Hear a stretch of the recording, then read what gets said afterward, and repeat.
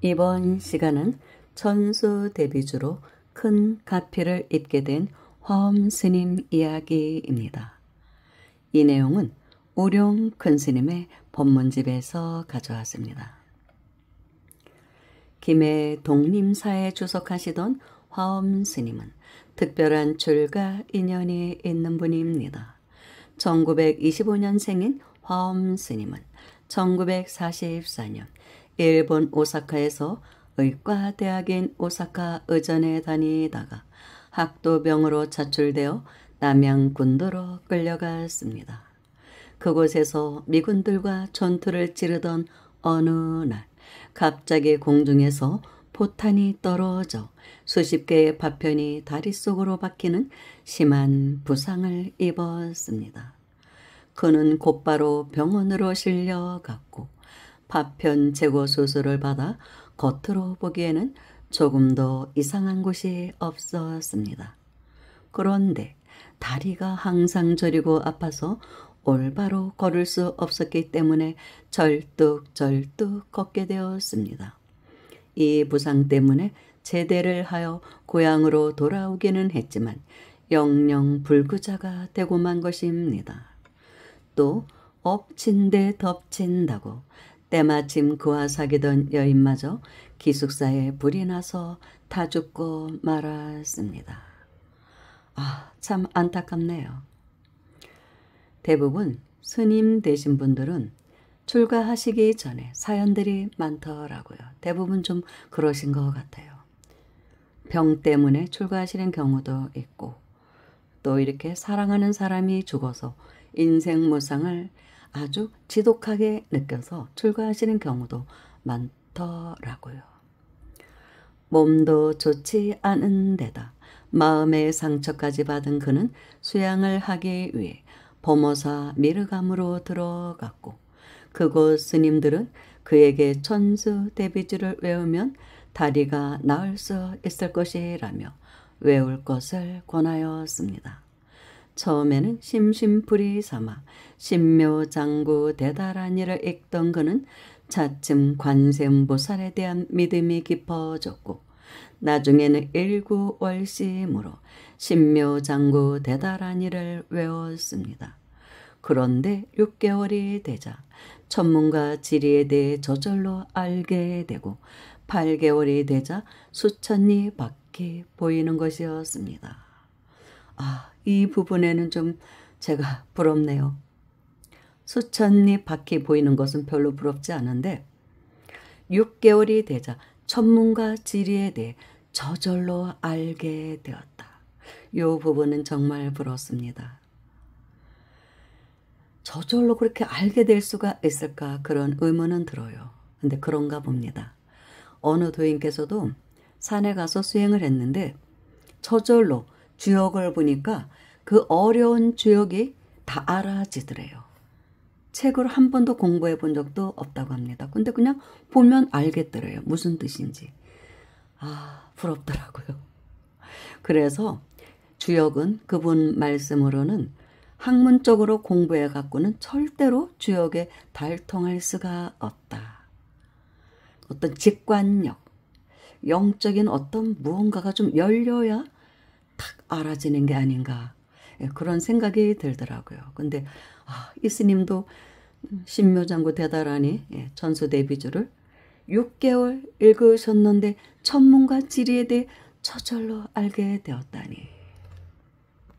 그래서 수없는 세월을 학문으로 공부한 사람들은 천문지리 같은 거 주역 이렇게 기도를 해서 어느 순간 확 열린 사람을 따라갈 수 없다고 합니다. 그렇다고 해요. 하지만 그와 같은 능력에 끌려가지 않고 다라니를 계속 외웠더니 어느 날 비몽사몽간에 법당의 신중탱화 속에서 신중 한 분이 튀어나오더니 대뜸 욕부터 하는 것이었습니다. 에이, 지지르도 쓸모없는 놈, 의사란 놈이 다리를 절뚝절뚝 절고 다녀? 이리 와봐. 그러면서 강압적으로 팔을 잡아당긴 신장은 넓적하게 생긴 칼로 파편이 박힌 다리를 도려내는 것이었습니다. 아이고 아야, 너무나 아파 고함을 지르며 깨어났고 깨고 보니 꿈인데 묘하게도 정말로 불가사의하게도 법당 바닥에 살썩 깊이 박혀 있었던 파편이 떨어져 있었습니다. 법당 안을 한 바퀴 돌아보았더니 그토록 아프고 저렸던 다리가 멀쩡하게 나 있었습니다. 그리고 그 전에 신비한 경계를 체험할 때까지는 느끼지 못하였던 다른 무엇이 가슴을 확 내리쳤습니다. 신묘장구 대다라니를 외웠는데 내 다리가 낫다니, 의학을 전공한 나의 상식으로는 도저히 믿어지지 않는 일이다. 인간의 의술이란 대의왕이신 불보살의 능력에 비한다면 태양 앞에 반딧불과 같은 것, 반딧불 같은 기술을 지닌 의사가 되어 무엇하랴. 정령 출가하여 부처님의 제자가 됨이 어르리라. 이렇게 생각한 그는 범호사 동산 스님의 제자가 되어 화엄이라는 법명을 받았고 20여 년 동안 전국의 선방에서 수행하였습니다. 그리고 범호사 주지 김해 독림사 조실로 있으면서 많은 불자들을 교화하다가 2004년 11월 10일 81세로 입적하셨습니다. 화엄 스님의 영험담처럼 신묘장구 대다라니의 가피력은 참으로 대단합니다. 불구의 다리를 치유함은 물론이요, 어떠한 병이라도 능히 고칠 수 있습니다. 그러므로 지극한 마음으로 기도를 하십시오. 제대로만 하면 반드시 감흥이 있기 마련입니다. 실로 기도 영험담 중에서 가장 많은 것은 병을 고친 이야기입니다. 그런데 누가 그 가피의 열쇠를 쥐고 있는가? 바로 우리가 쥐고 있습니다. 바로 우리가 어떻게 하느냐에 달려 있습니다. 부디 마음을 모아 기도를 하십시오. 틀림없이 불보살이나 호법신장의 자비가 우리와 함께 하게 됩니다. 정말 신기한 가피라고 볼 수 있죠. 기도를 해서 그냥 병이 낫는 경우는 있어도 다리에 박혔던 파편이, 그러니까 제거가 덜 되었던 것이죠.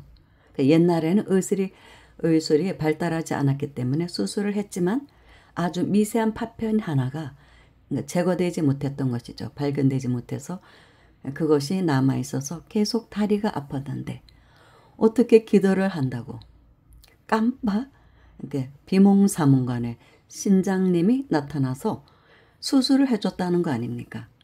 다리 속에 있던 파편을 꺼내주셨다는 것입니다. 이런 신기한 일이 어디 있습니까? 정말 불가사의한 기적이 일어난 것이죠. 이런 일을 겪으면 출가할 수밖에 없겠죠. 세속사에 관심이 또 끊어질 것입니다. 그래서 이 스님은 그때의 파편을 돌아가실 때까지, 열반에 드실 때까지 갖고 계셨다고 합니다. 그래서 법문을 하실 때마다 그 파편을 신도들에게 보여주셨다는 그런 이야기가 있습니다. 그 파편을 어떻게 버릴 수 있겠습니까? 정말 신기한 일이죠. 그런데도 다리에는 수술한 흔적도 하나도 남지 않고 그냥 빠져나온 것이죠. 그러니 이런 것을 불가사의한 기적이라고 할 수밖에 없는 것이죠. 기도를 하다 보면 이런 기적이 일어난다는 것입니다. 우리도 한번 기적이 일어나게끔 열심히 기도해 봅시다. 이 환란의 시대에 할 수 있는 것은 기도밖에 더 있겠습니까? 감사합니다.